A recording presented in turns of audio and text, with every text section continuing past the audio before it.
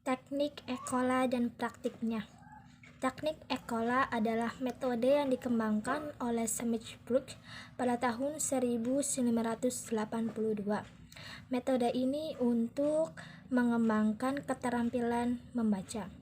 Metode ini juga tidak hanya didefinisikan untuk membaca saja, tetapi untuk mengembangkan kemampuan membaca, menulis, mendengarkan, sekaligus untuk berbicara.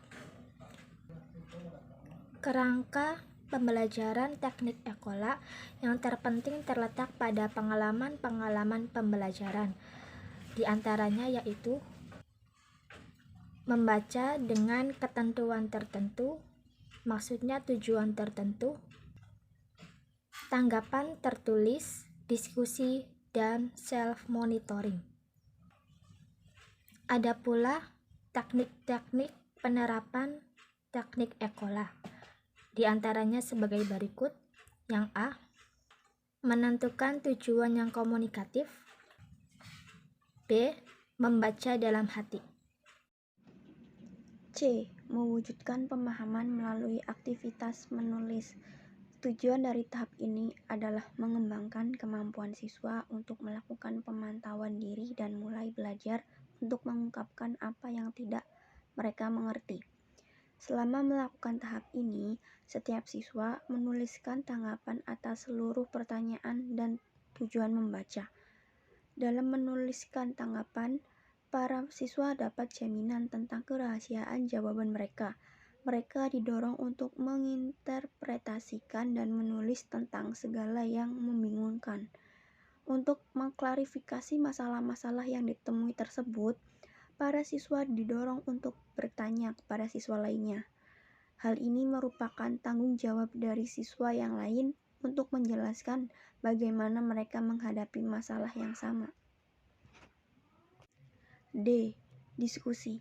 Para siswa diorganisasikan ke dalam kelompok yang tidak lebih dari 4 orang dan diberi batas waktu. Mereka diharapkan mendiskusikan hasil interpretasi mereka, membandingkan tanggapan, dan mengubah kesimpulan mereka.